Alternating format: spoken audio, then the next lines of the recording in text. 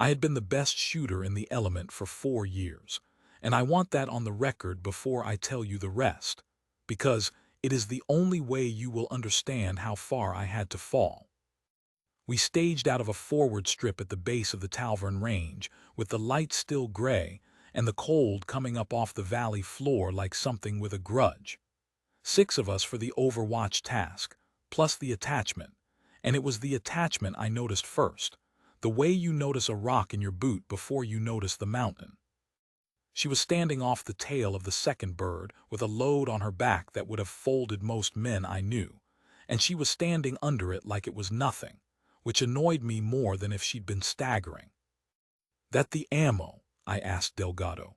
Senior Chief Delgado ran our element, a slab of a man with a voice worn down to gravel, and he did not look up from his map when he answered. "That's your resupply," he said. "Vance, she humps the extra glass and the long rounds up to the hide so you don't have to carry your own weight up 8,000 feet. Be nice." "I don't need a mule," I said. "You need whatever I tell you you need," Delgado said, and that was the end of it, or I thought it was. I want to be fair to the man I was, because being fair to him is the whole point. I wasn't cruel for the sport of it. I had spent my whole adult life becoming the one thing I was good at, and I had gotten very good, and when you have paid that price, you start to believe the skill is the same thing as your worth, and you start to guard it like a jealous man guards a door. A sniper's world is small and it is his. The rifle is his. The dope is his. The wind is his to read and no one else's. And the last thing a man like that wants is a stranger with a pack on her back standing in his light, breathing his air, carrying his rounds as if she had any claim to them. So I looked at her the way I looked at anyone who wasn't a shooter. I looked through her. She was not big. That was the first wrong assumption, that a person who carried like that would be built like Delgado. She was medium height and lean in the way rope is lean, no wasted anything, dark hair pulled back hard and a face that had been out in more weather than mine. Older than me. I couldn't have told you her age and I didn't try. She had a plain rig, a plain manner, and eyes that moved across the ground and the ridgeline and the light without ever seeming to hurry. And if I had been a wiser man, I would have read those eyes and understood that a person only looks at terrain that way when the terrain has tried to kill her before and failed. I was not a wiser man. I was a man with a rifle and a reputation, and I made my judgment in the 2 seconds it takes to make the wrong one. "You ever fire that thing you're carrying rounds for?" I asked her, loud enough for the others to hear, because that is the other thing about the man I was he performed. Ridley laughed on cue. Ridley always laughed on cue. She settled the load a half-inch on her shoulders and looked at me with no heat in it at all. "Now and then," she said. "Now and then," I repeated, and grinned at Ridley, and that was that. A mule that talked back. I filed her under nuisance and forgot her, and we loaded up and moved out toward the high ground with the sun just starting to burn the edge off the ridge, and I did not think about her again for 2 hours except to be irritated that she kept up. That was the second wrong assumption, and it should have taught me something, because keeping up with a SEAL element on a fighting climb is not a thing a support hauler does. It is a thing a small number of people on Earth can do, and every one of them earned it the hard way. She kept up. She kept up with a load that should have broken her, and she did it without the ragged, showy suffering the rest of us allow ourselves, the grunts and the spitting and the theater of effort. She just climbed. When we stopped, she stopped. When we moved, she moved. Somewhere around the 4th hour, I caught myself listening for her breathing behind me because I could not hear it, and a man's ego is a strange instrument, because instead of respect, the silence gave me irritation, as if her not suffering were a comment on my suffering. The Sarikal Spur is a knife of rock and scree that runs up the western wall of the Talvern Valley and dead ends in a wind-scoured shelf about 8,000 feet up. And from that shelf, you can see the whole valley open beneath you like a hand, the goat trails and the dry watercourse and the cluster of mud-walled compounds at the far end, where our reason for being there was supposed to sleep. It is a sniper's dream and a sniper's nightmare at the same time, because the ground that lets you see everything also lets everything see you. And the wind up there is not one wind but four, curling off the walls and shearing across the shelf and dropping cold air down the throat of the valley in slugs you cannot predict and can only respect. I knew all this because I had studied the range packet for a week. I knew the elevations and the average wind and the density altitude that would eat my velocity at that height and drop my rounds low if I forgot to account for it. I knew the math. I was proud of the math. On the last stretch up to the shelf, with my legs burning and my lungs pulling at air that had half the substance it should have, I remember thinking that all of this was mine, the whole valley, that I was about to lie down behind my rifle and own 8 kilometers of ground with my eye and my finger and my knowledge, and that the woman behind me with my ammunition on her back was a delivery, a cart, a means by which the important thing, my glass, my rounds, my shot, arrived at the place it needed to be. We reached the shelf a little after noon by the cold gray clock of that altitude, and I dropped my pack and started to build my position, and Vance set down her load without a sound and crouched at the lip of the shelf and looked out over the valley for a long, long time, and I watched her out of the corner of my eye and felt the irritation curdle into something meaner, because she was looking at my ground like it belonged to her. "You can set the glass over there," I told her, pointing well behind my chosen firing position, back where the resupply belonged, back where she belonged. "And keep your head down. That skyline's live." "I know it's live," she said, still looking at the valley. Not arguing, just correcting the record quietly the way you'd fix a small fact in someone's story. Then she got up and moved to where I'd pointed and began laying out the spare rounds, and the ranging glass with a care that I registered dimly as odd. A mule doesn't handle rounds like that, doesn't lay them nose-aligned and sorted by lot, doesn't wipe each one. But I was busy building my nest and finding my natural point of aim and settling into the thing I loved. And I let the observation slide off me the way I let everything about her slide off me. I built a good position. I will give my old self that much. I found a fold in the rock that put a shelf of stone across my front for cover and left me a clean lane down the valley, and I laid my rifle across my ruck and dialed my scope and pulled out my data card, the laminated one, soft-cornered from years in my pocket, the one with the wind-holed table on it that I had never in my life managed to beat for accuracy, the card every shooter I knew carried a copy of. The card we all just called the card, because there was only one that mattered and none of us knew or cared where it came from. I ran my finger down it, checking my holds against the range, feeling the good, clean confidence of a man doing the thing he was made for. "Behind me," Vance said, "your density altitude's going to run higher than that card assumes by early afternoon. Sun's been on the valley floor since 10. You'll want to add a click of elevation past 4,000 meters and expect to chase it." I did not turn around. "The card's good." "The card's good," she agreed. "The day's just different than the card, they usually are." There is a particular flavor of anger a proud man feels when a stranger is right, and it is worse than the anger of being wrong, because being right on your own is at least clean, and being corrected by a mule is a humiliation you have to swallow in front of the guys. Ridley had heard. I could feel Ridley grinning behind me. I set my jaw and said nothing and told myself she was guessing, that anyone can say add a click and hedge and call it wisdom, and I settled deeper into my rifle and put my eye to the glass and started to work the valley. And for a while the work was so good and so absorbing that I forgot her entirely, which is the closest thing to a mercy I got that day, because the next time I remembered her, everything I thought I knew about myself was already on the ground bleeding. And so was I. We settled into the wait, and the wait is most of the job. People think a sniper's day is the shot. The shot is a heartbeat inside 10 hours of stillness.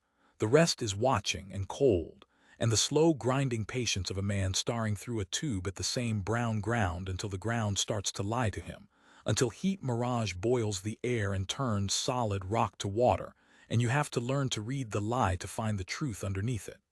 I was good at the weight. I prided myself on the weight. And through the long, cold hours of that afternoon, I watched the valley and I logged the movement. A goat herd that was probably a goat herd. A motorbike that was probably not. And I built my range card, and I ranged the compounds and the watercourse and the 3 approaches, and I felt the whole valley become a thing I understood. And the whole time, without seeming to do anything at all, Vance watched too. I noticed it because I could not notice it once I started. She didn't crowd me. She didn't touch the ranging glass in a way I could complain about. She just lay off my left shoulder in the cover I'd sent her to, still as the rock, and her eyes moved.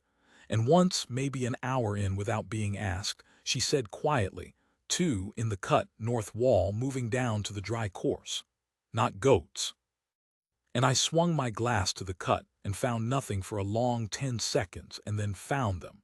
2 shapes low and careful in the shadow of the north wall, exactly where she'd said, moving exactly the way she'd said. And I felt the cold finger of something I did not want to name run down the back of my neck. Because I hadn't seen them. I was looking right at that ground and I hadn't seen them, and she had, from off my shoulder, with a spotting scope she was barely using, in light that was going flat and hard. Lucky, I told myself. I actually said it under my breath, and I heard how small it sounded even as I said it. I want to stop here and tell you something true about pride, because you needed to understand what came next. Pride is not confidence. Confidence looks at a person who is better than you and gets curious. Pride looks at a person who is better than you and gets frightened, and then it does the thing fear always does, which is to attack the source of the fear so it won't have to feel it. Every time that woman was right, I got a little meaner, and I did not understand until much later that the meanness was fear, that some animal part of me had already registered what my conscious mind refused, that I was lying on that ridge next to someone who could see things I couldn't, and that the story I had told myself about being the best shooter in the element was about to be tested by reality, which does not care about our stories. The light started to go long and gold, and the wind on the shelf shifted the way she'd said it might, dropping cold down the throat of the valley in a way that fanned the flags of dust on the floor a full point off what they'd been an hour earlier. And I adjusted, grudgingly. And I did add the click she'd told me to add, and I hated that I added it, and I told myself I'd have added it anyway. Then the valley went wrong all at once, the way it does, and there was no more time for any of it. It started with the radio. Our security element, 2 men out on the flank covering our back door up the spur, came up on the net tight and low, the way a man talks when he is trying not to be heard by anyone but you, movement below them. Not 2 men in a cut. Many.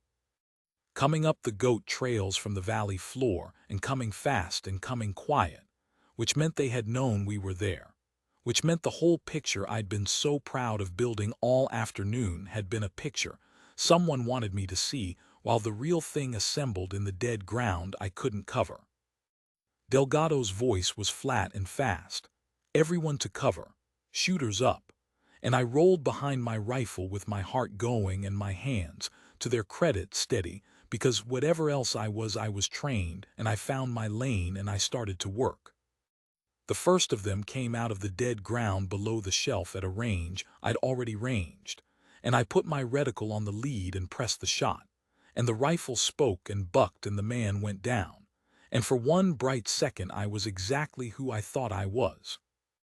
I worked the bolt and found the next and fired and hit and worked the bolt again. And beside me, Ridley opened up and the shelf filled with the flat hammering of the fight, and rounds started coming back at us, snapping off the rock, and it was loud and fast and I was in it and I was good. And then they brought up the heavy gun. I heard it before I understood it, a deeper, slower thudding from across the valley, from the north wall, from a position I had looked at all afternoon and cleared and logged as empty, and the shelf in front of me came apart. A machine gun, big, dug in on the far wall where I'd never see the flash against the black rock, walking its fire across our position in long raking bursts, and the world became rock chips and dust, and the physical shove of rounds passing close, and I pressed myself into the earth and tried to make myself small. "Where is it?" Delgado was shouting. "Somebody find the gun." I couldn't find the gun. I put my eye back to the glass and swept the north wall and found nothing but shadow and heat shimmer and hard black rock, and the gun kept hammering, and I could hear it chewing our cover to pieces, and I remember the specific helplessness of it, the way all my range cards and all my math meant nothing against a thing I could not see. "North wall," Vance said, not loud. Under the noise somehow, the way a low voice sometimes carries where a shout won't. "2/3 up, left of the black scar in the notch. He's firing from back in the cave mouth so you won't see the flash. Range it off the scar." I swung to the scar. I found the notch. I could not see the gun, but I could see, now that she'd put my eye on the exact place, the faint disturbance of dust at the lip of a dark mouth in the rock, the breath of a weapon firing from deep cover, and I understood that she had found in 3 seconds the thing I could not find at all, and I dialed for the range, and I put my reticle on that dark mouth, and I fired. And I missed. High and left, a splash of rock a full body width off, and I worked the bolt and corrected and fired again and missed again, because the wind on that side of the valley was not my wind. It was doing something down the face of that wall that my card did not know about and my eye could not read. And the gun in the notch kept firing, and now it had found us, and the bursts came longer and closer, and I heard Ridley cry out and go quiet. I lifted my head half an inch to find Ridley, and that was the mistake, the small human mistake, the flinch of a man wanting to help his friend, and the gun found me in the same instant. I did not hear the shot that hit me. You don't. There was a sound like an axe going into wet wood, very close, and a blow to my left shoulder that spun me off the rifle and turned the whole world white, and then I was on my back on the cold rock staring up at a sky going dark at the edges, and I could not feel my left arm, and there was a warmth spreading under me that I knew, with the terrible clarity that comes at the bottom of things, was my own blood leaving me faster than a body can spare. My rifle lay where I dropped it, half over the ruck, its muzzle pointed uselessly at the sky. I want you to understand the shape of that moment, because it is the hinge my whole life turned on. The best shooter in the element was on his back, bleeding out, useless. The gun in the notch was killing us and no one could see it. Ridley was down. Delgado was pinned. The security element on the flank was fighting its own fight and calling for help that was an hour's flight away. And there was one rifle on that shelf, still able to reach the gun on the far wall, and it was lying in the dirt beside a man who could no longer lift it. I turned my head because that was all I could turn, and I looked for someone, anyone, and I found the mule. She was already moving. I had one clear thought as I watched her cross that killing ground, low and fast and utterly without hesitation, and the thought was not a kind one even then, even bleeding, even beaten. The thought was, put it down before you get us all killed. Because in the story I had told myself all day, the woman crossing to my rifle was a bag carrier reaching for a thing she had no business touching, and even flat on my back with my life running out of me into the cold rock, I could not let go of the story.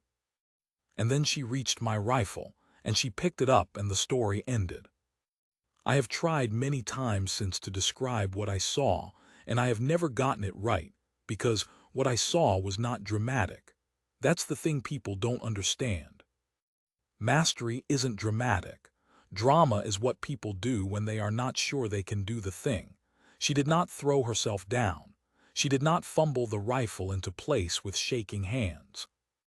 She came into my position in one smooth, continuous motion that ended with her prone behind my rifle as if she had grown there, as if the rock and the rifle and her body had agreed on this arrangement a long time ago, and her cheek came down to the stock, and her eye came to the glass, and everything about her went quiet and still in a way that I, who had spent my whole life chasing that stillness, recognized instantly and completely for what it was. She was not a mule. She had never been a mule. I was lying 6 feet away watching the truth arrive, and I had time, before the pain took me under, for one clean, coherent sentence to form in my ruined pride. Oh God, she's better than me. The gun in the notch fired again, a long burst that walked across the rock above her head, and she did not flinch. She lay behind my rifle with her finger off the trigger and her eye in the glass, and she did the one thing I had not had the patience or the humility to do under fire. She waited, she read. I could see her lips move barely, counting something, the wind, the shimmer, the fall of the light down the far wall, the cold slug of air coming down the valley throat. Her hand came up off the rifle, and she held two fingers to the air for the space of one breath, feeling for something my instruments couldn't give me. And then her hand came back to the rifle, and she made an adjustment to my scope so small and so certain that I understood she had solved in 4 seconds a problem I had failed twice, the problem of a wind that lived on the far wall and belonged to no card in the world. "Longbows up," she said very quietly, to no one or to herself or to the mountain. I did not know then that it was a call sign. I thought it was a strange thing to say. I know now that it was the oldest habit she had, a thing said before every shot that mattered, a way of stepping out of whoever she was pretending to be that day and into the person the work required. Then she broke her weight and the rifle spoke, my rifle, the one I could not make hit, and across 8,000 feet of thin cold air and down the throat of a wind that had beaten me twice. The machine gun in the notch stopped firing and did not start again.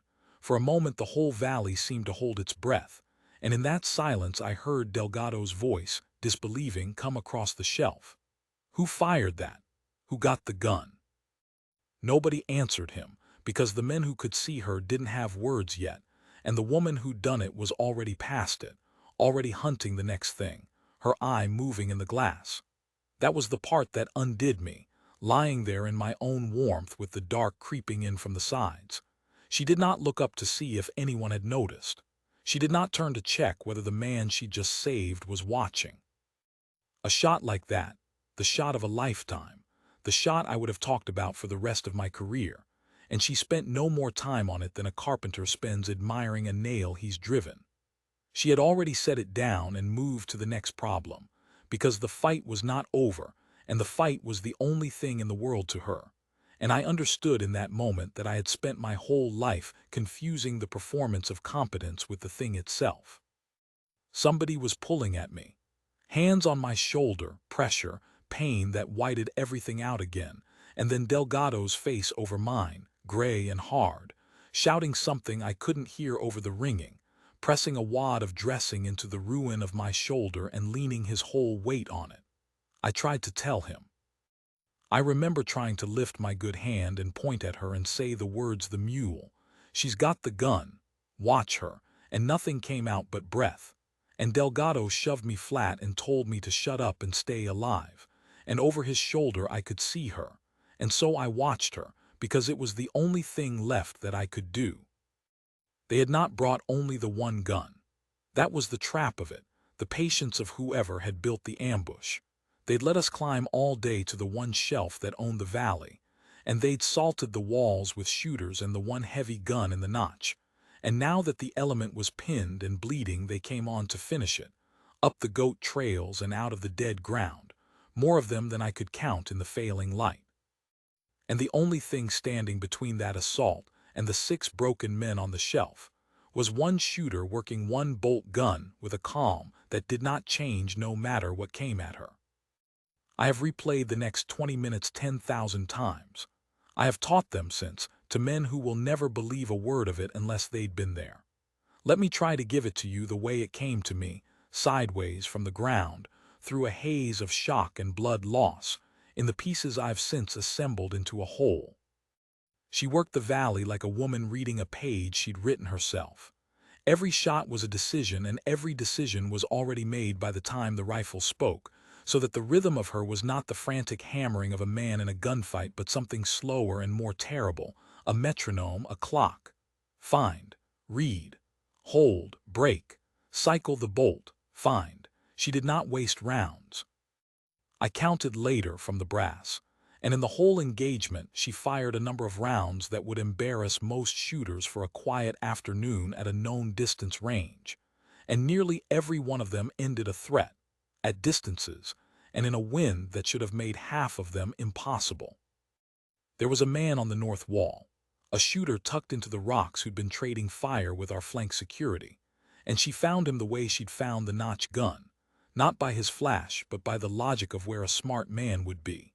And she put a round into a gap in the rocks the width of a dinner plate at a range I would not have attempted on my best day with my own known rifle in still air, and the fire from the north wall stopped.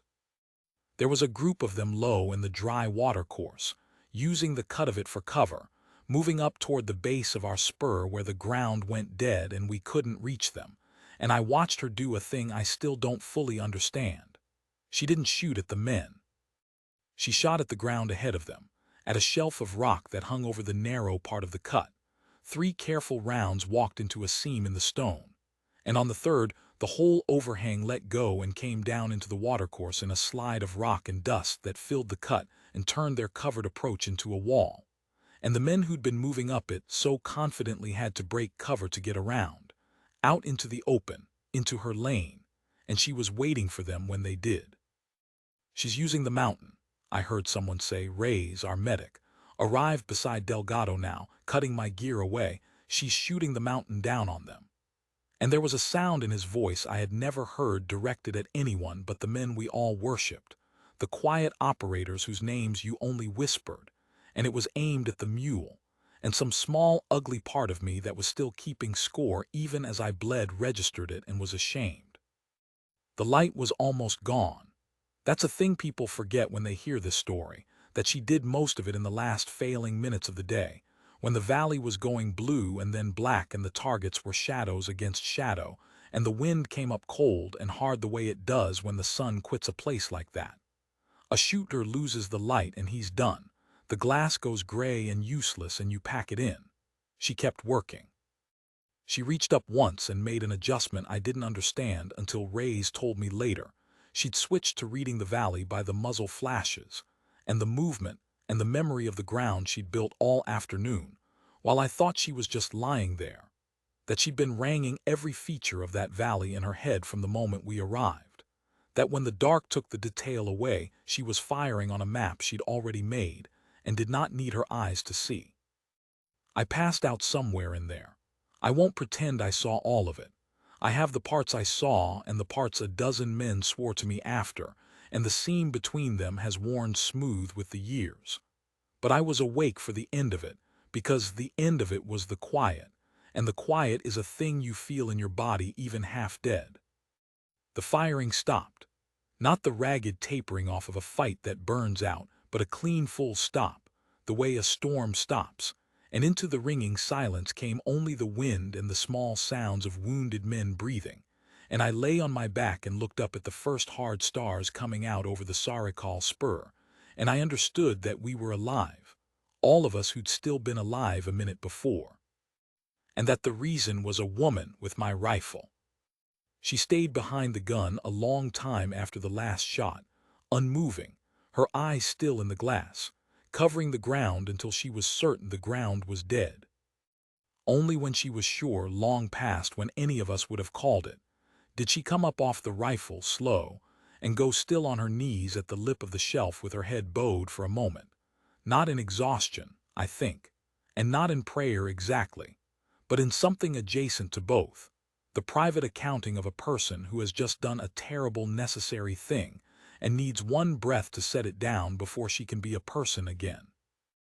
Then she safed my rifle and set it down with a care that I felt in my chest, and turned and came to me across the shelf and knelt in my blood and put her hand on my good shoulder and looked at me with those weathered eyes that had seen everything all day that I had missed, and there was no triumph in them and no reproach either, just a steady attention, the same attention she'd given the wind and the wall and the valley. "Stay with me, Calder," she said. "You're hit high and it's ugly, but it's not the end of you. Breathe slow. You did your part getting us up here. Let me do this one." You did your part. I have thought about those 4 words more than a man should admit. I had done nothing but doubt her and miss and go down, and I had spent the whole day treating her like a beast of burden. And here she was at the bottom of the worst night of my life, handing me a scrap of dignity I had done exactly nothing to earn, because she was the kind of person who understood that a broken man needs a reason to keep breathing more than he needs the truth about himself. She gave me the lie that would keep me alive. You did your part. I held on to it. I held on to it all the way down the mountain. They got a bird in near midnight, threading the peaks on night vision with a crew that earned every medal they ever got. And they took the worst of us off the shelf on litters, and I was one of them. And Ridley was one of them, alive. It turned out. Hit through the meat of the thigh and passed out from the shock of it, but alive. And as they carried me to the bird, I got the last thing I saw on that mountain, which was the mule Vance, standing at the edge of the shelf in the rotor wash with my rifle slung across her back and the spare glass in her hands, having repacked the whole load, ready to hump it back down, the last one off, covering the extraction of the men who'd called her a bag carrier. The doctors put me back together over a lot of hours and a lot of steel. I kept the arm. I did not keep the career I'd had, not the shooting career, not the way it was. The shoulder was never again what it needs to be to do that work at that level. And there was a long dark season when I hated the world for that, when I lay in a rack in a recovery ward and grieved the only version of myself I'd ever valued, the best shooter in the element, gone on a cold shelf in the Talvern Range. It was in that ward, weeks later, that I learned who she was, and learning it finished the job the bullet had started, which was the destruction of the man I'd been, and I have been grateful for that destruction every day since, though it did not feel like a gift at the time. It came in pieces. Ray's visited and could not stop talking about her, the shooting, the mountain coming down on the watercourse, the impossible reach of it, and he kept saying they were going to write it up, that a thing like that couldn't just happen and disappear into the dark, and I lay there and let him talk because I could not tell him what I was carrying, which was shame. And then Delgado came once and stood at the foot of my rack with his cover in his hands, and Delgado was not a man who said much, so when he spoke I listened. "You know who you had up there," he said. It was not a question, but I answered it like one. "Vance," I said. "The attachment. And I could not say the word mule to Delgado, could not put it in the air of that room, so I let it hang. "Chief Vance," Delgado said. "Master Chief, actually, though she doesn't use it if she can help it. You want to know why they sent her to hump ammo for a boot like you?" He didn't wait for me to answer. "They didn't. Nobody sends her to do anything. She asks. Twice a year she picks a field element and she attaches to it in the lowest job there is, ammo resupply, whatever keeps her hands busy and her name off the roster, and she goes to the field with a load on her back and she watches. She says it's the only way to see how the teams really shoot anymore, from the bottom, from inside, where nobody's performing for the Master Chief. She says you can't teach a thing you've stopped seeing honestly." I lay very still. Something was coming and I could feel the shape of it. "Teach," I said. "Longbow," Delgado said, and watched my face when he said it and saw that it meant nothing to me yet, and something in his own face went almost gentle, which on Delgado was a landslide. "Son, you've been carrying her in your pocket for 4 years. He reached into his own cargo pocket and took out his data card, the laminated one, soft-cornered, the wind-holed table we all carried. The card, the one there was only one of, and he held it up so I could see it. And then he turned it over, and on the back, in small print worn nearly to nothing by years of thumbs, was a line I had looked at 1,000 times and never once read, the way you never read the fine print on the thing you use every day. The authorship line, the name of the instructor who had built that table out of a career of shots in every wind and altitude the world can throw at a rifle, the doctrine every sniper in the teams was raised on. Her name was on it, Vance. The card was hers. She had written the card. She had written the very card I'd been so proud of, the card I'd told her was good when she tried to tell me the day was different, the card I'd run my finger down with such satisfaction while its author lay 6 feet away with my ammunition on her back, waiting for me to fail so she could show me, without ever saying a word, what the numbers on that card had cost to learn. I want to tell you I wept, and maybe I did, but that's not the part that stayed. The part that stayed is that lying there with Delgado's card in my hand and her name under my thumb, I finally understood the wind on the far wall. Not the physics of it, the meaning of it. All day I had believed the valley was mine because I had studied it for a week. She had known it was hers because she had spent 30 years learning the kind of thing that can't be studied in a week, the wind that lives on a wall and belongs to no card. And when the moment came that the card wasn't enough, the moment I couldn't solve, the moment I went down failing to solve, she solved it in 4 seconds with 2 fingers held up to the air, because she was the source. I had been drinking from a well my whole career and calling myself the water. Here is the thing about a salute, since this niche of story, if it were a story, would end on one, and men who tell these things love to end on the salute. There was a salute. Months later, healed as I was going to get, I stood in a formation on a cold flight line when they finally pinned on her what the shelf in the tavern had earned, an award she accepted the way she did everything, without a wasted motion, her eyes moving over the assembled men the way they'd moved over the valley, reading us. And when the citation was read aloud and the whole formation came to attention and the hands came up, mine came up too, my right hand, the good one. The salute of a man to the person who had saved his life and shown him the truth about it in the same afternoon, and I held it until my arm shook, and it was the proudest thing my body had done since the mountain. But that is not the moment I keep. The salute was for the formation. The salute was the public, correct, expected thing, the honor rendered where everyone could see it, and it was real, but it was not the reckoning. The reckoning had come earlier, and it had come quiet, the way everything real about her came quiet. It was in the ward, the day she came to see me, before the ceremony, before I even fully understood what I owed her. She came in without ceremony, in a plain uniform with no rank showing that I could read, and she sat by my rack for a while and didn't say much, and neither did I, because what does a man say? And at the end, when she stood to go, I finally got the thing out that I had been trying to get out since I first saw her cross that killing ground, the apology, the whole ugly day of it, the mule, the now and then, the keep your head down, all of it, and I made a poor stumbling job of it. And she listened all the way through without letting me off the hook early, which I have since learned is its own kind of respect. And when I was done, she was quiet for a moment, and then she said the thing I have built the rest of my life on. "You weren't wrong that a sniper's world is small and it's his," she said. "You were just wrong about how it gets big. You thought it got big by being the best in the room. It gets big by making sure that when you go down, and you will go down, Calder, everybody goes down, the person behind you can pick up the rifle and finish the work. That's the whole job. That's the only job. Everything else is vanity."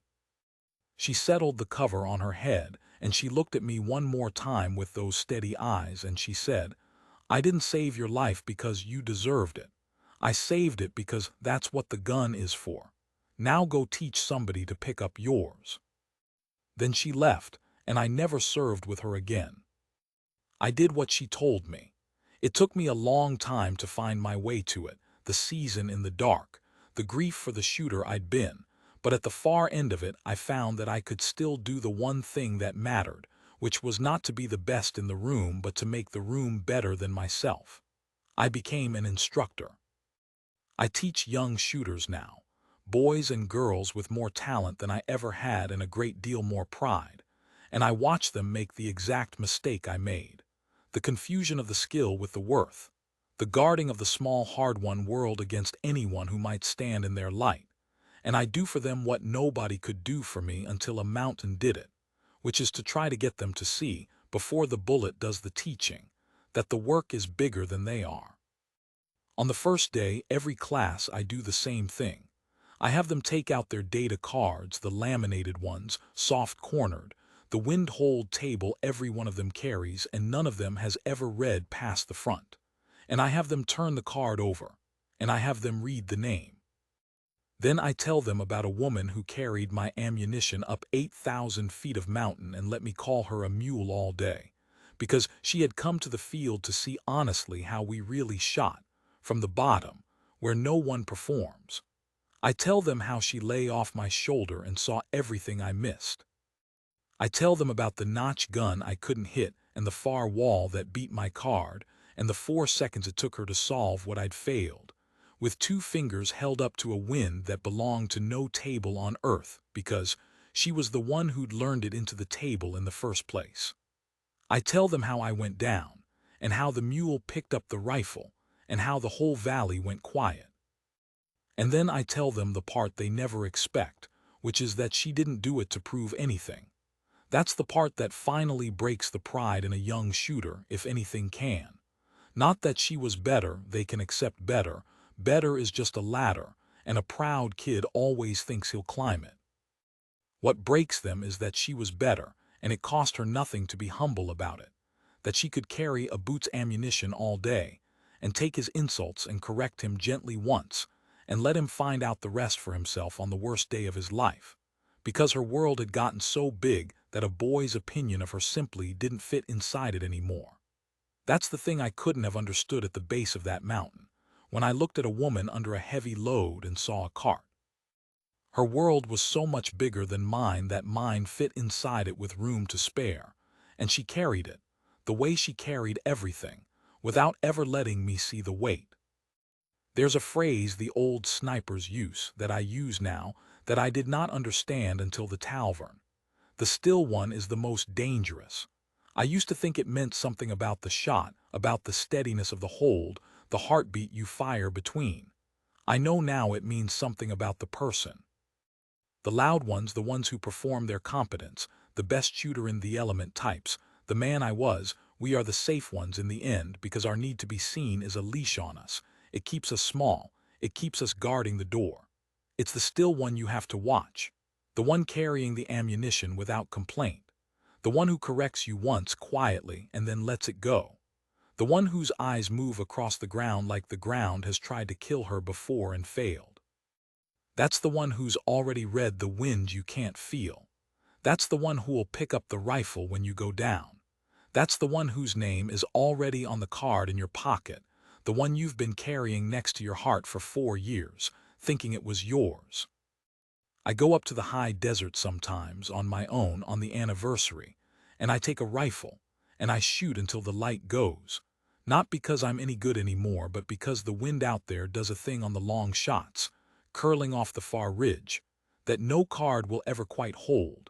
And every time I chase it and fail to hold it perfectly, I think of her, holding 2 fingers up to the cold air on a dying evening 8,000 feet up, solving it by feel. Saying longbows up to the mountain and to no one, and killing the gun that was killing us, and then setting it down and moving on to the next problem without once looking up to see if I was watching. I was watching.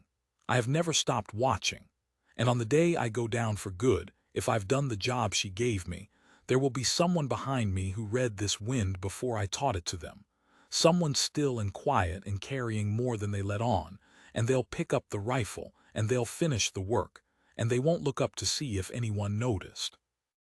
I hope they get to do it on a ridge I'm standing on. I hope I get to be the one who's still there to render the salute. And I hope, when they turn the card over and read the name, they understand what took me a bullet and a mountain and a woman I called a mule to learn. That the whole point of being the best in the room is to make sure the room doesn't need you to be. That's the card she wrote. On the back under her name, if you look, worn almost to nothing, there's a second line she added that I didn't see for years, and I'll leave you with it the way she left it for all of us, quiet, on the back of the thing we carry every day and never read. It says, somebody has to be able to pick it up. She made sure somebody always could.